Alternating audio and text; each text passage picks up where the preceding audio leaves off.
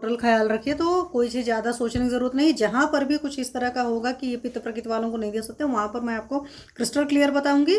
या आप समझिए कि बहुत ज़्यादा उष्ण बीर औषधियाँ जहाँ पर रहती, बहुत कटु तीक्ष्ण औषधियाँ रहती, तो उनको पित्त प्रकृति वालों को देने से बचते हैं। ठीक है, तो ये क्वेरी को लगातार ये चूंकि चलता रहेगा।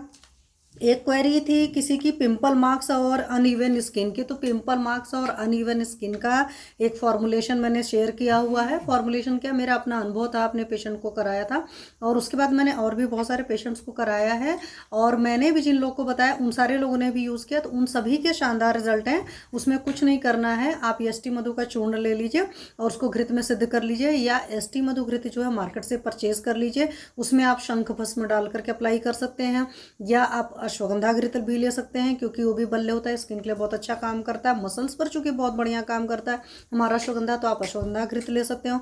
यष्टि मधु घृत ले सकते हो, यष्टि मधु आपका संधानी होती है, तो वो बहुत बढ़िया काम करती है। तो ये सारी चीज़ें आप ले सकते हो। शंख भस्म डालेंगे तो इटसेल्फ पता है शंख कैल्शियम कार्बोनेट का सोर्स होता है, और आपके स्किन में वो चीज़ें होता है, तो बहुत जल्दी जो स्कार मार्क्स आ जाते हैं, अनइवन से स्किन हो जाती है, वो सारी चीज़ें ठीक हो जाती हैं। उसके अलावा क्या कराया था मैंने अपने पेशेंट के केस में, मैं हमेशा बताती हूँ कि स्किन डिसीजेस की जब भी कोई वजह होती है, आपकी दिनचर्या गड़बड़ होती है, मीन्स आपका रात्रि जागरण होता है, दिवाशयन होता है, या पेट नहीं साफ हो रहता है, तो जो ग्रहणी विकृति रहती है या जो पाचन की विकृति रहती है उसे भी ठीक करने की कोशिश की जाती है। तो जब इतनी सारी चीज़ें ठीक होती है तो पेशेंट का रिजल्ट आता है, और within 15 days to 1 month के अंदर जो आपका लोकल अप्लीकेशन कर रहे हैं उसका रिजल्ट आ जाता है। ये मेरे केस में हुआ। हाँ, बस पेशेंट को शर्त है कि दिनचर्या रात्रिचर्या जो फॉलो करना है, जो डाइट है वो फॉलो करना पड़ेगा। ये नहीं है कि आप सब कुछ कचड़ा उल्टा पुल्टा खा रहे हैं and then you says that कि मेरा ठीक नहीं हुआ, तो इस बात को भी आपको ख्याल रखना पड़ेगा।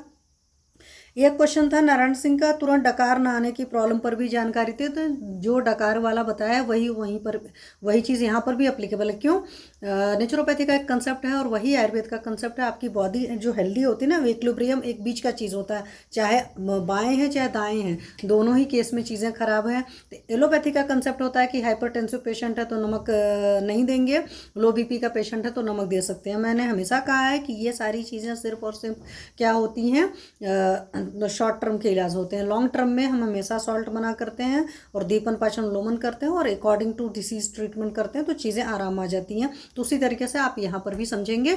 यहाँ पर भी डकार ना आने की जो भी तुरंत तकलीफ हो रही है, वायु अटक रही है, सिंपल लैंग्वेज से मतलब डकार आना चाहती नहीं आ रही है, तो वहाँ से आप ये समझ सकते हैं कि हमें अनुलोमन औषधि देने की जरूरत है।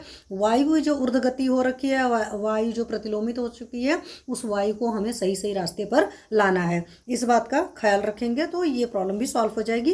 हालांकि बेल्चिंग की मेन वजह जो होती है अपान वायु की विकृति होती है, तो दीपन पाचन अनुलोमन देंगे ही देंगे, और अनुलोमन तो जरूर कराना है। अनुलोमन से जैसे ही अपान वायु ठीक ठीक हो जाएगी, डकार की प्रॉब्लम सॉल्व हो जाएगी। आज मैं चूंकि पलट रही थी ना, तो सारे क्वेरी, तो मैंने कहा एक साथ सारी क्वेरी ले लूँ।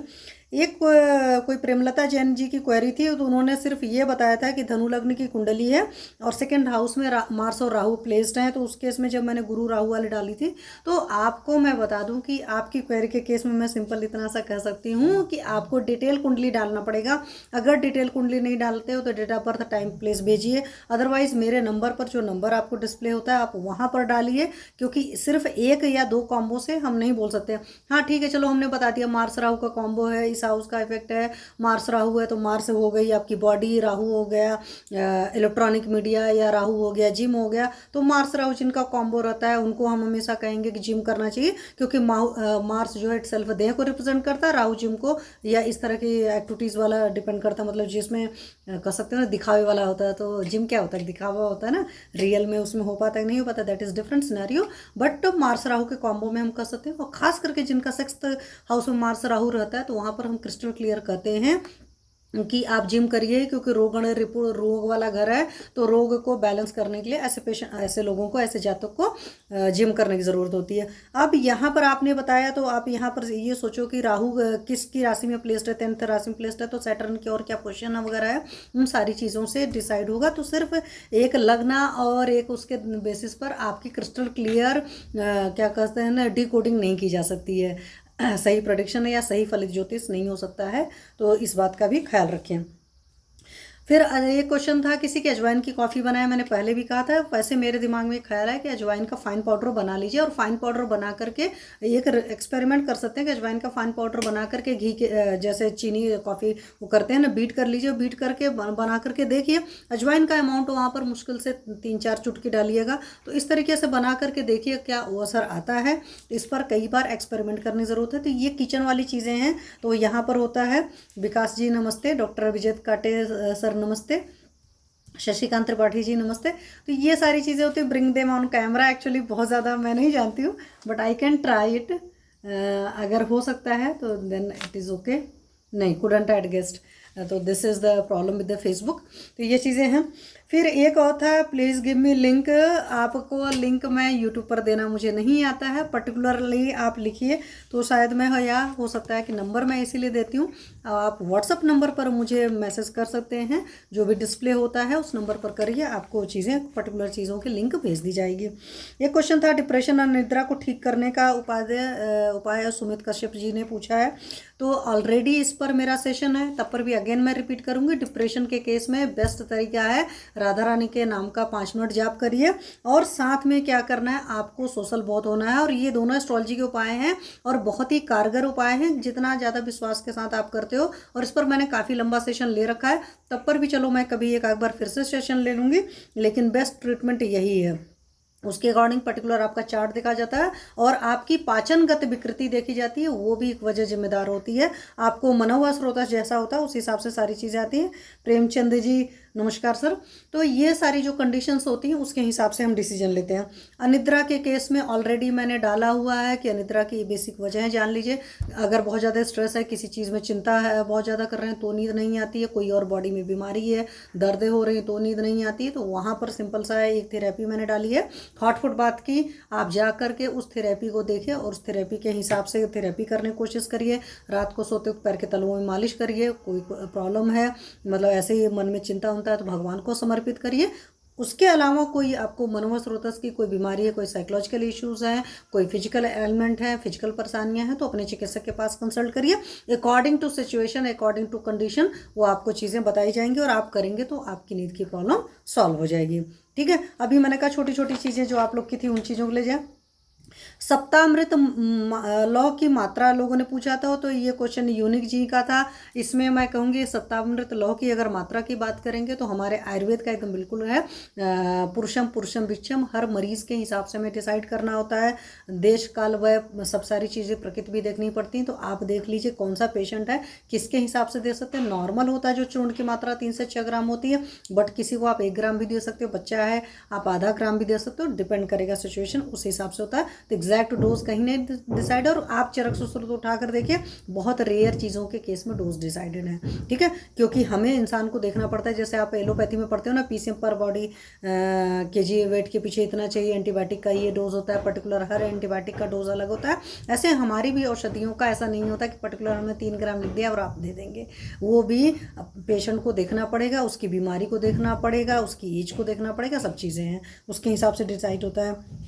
जंगली आंवला पर भी वीडियो बनाए, मैं जल्दी ही इस पर भी एक वीडियो आपको बनाऊंगी। मैंने कई बार सोचा था, बट क्या हो रहा है, कुछ कुछ चीज़ें हो करके ये सारी चीज़ें नहीं हो पा रही हैं। पंचगव्य पर भी बताना है, पंचगव्य पर भी वाकई सेशन लूँगी मैं। फिर उसके अलावा इन्होंने डाला हिंगवाष्टक, तो हिंगवाष्टक पर ऑलरेडी हो चुका है। अभिपत्तिकर पर नहीं लिया है, उस पर करेंगे। लवण भास्कर आगे ही लूँगी क्योंकि दीपन पाचन द्रव्यों में लवण भास्कर काफ़ी बढ़िया काम करता है। त्रिफला चूर्ण जो है इन्होंने बताया डाबर के अच्छे हैं, वाकई बहुत अच्छे हैं। तो ये सारी चीज़ें ये नारायण सिंह जी ने बताया था। और हर किसी का मैं यहाँ पर यही कहूँगी कि जिस पर अनुभव रहता है, जिस ब्रांड का आता है, क्वालिटी वाइज अच्छा, पैलेटेबिलिटी वाइज भी, क्योंकि कई बार पैलेटेबिलिटी ही नहीं होगी तो पेशेंट कंज्यूम ही नहीं करेगा, खाएगा ही नहीं, तो फिर आप क्या बोल पाएंगे। इस बात का भी पूरा हमें ख्याल रखना होता है। तो इन सारी चीज़ों का, ये आप लोग की सारी क्वेरीज थी। इसमें वही कुछ किसी ने फल त्रिकादिक्वाथ के बारे में बोला है, मैंने सोचा था इस बार ही सेशन ले लेंगे, चलो कोई बात नहीं, नेक्स्ट टाइम ले लेंगे। तो फल त्रिकादिक्वाथ के बारे में भी लेंगे। तो इतनी सारी चीज़ें आप लोग की क्वेरी थी, तो मैंने कहा एक बार पूरा लिख लूँ। और एक बार एक आध दो क्वेश्चन और थे, वो मेरे यूट्यूब के कमेंट से मतलब गायब दिख रहे हैं। हो सकता है किसी ने डिलीट कर दिया जो मतलब जिसकी थी। अदरवाइज़ आप लोग की अगर उसके बावजूद कोई क्वेरी रहती है तो आप बोल सकते हैं। पहली बात है टेक्स्ट मतलब टेक्स्ट कर दीजिए, कमेंट में डाल दीजिए, तो मैं पक्का लूँगी।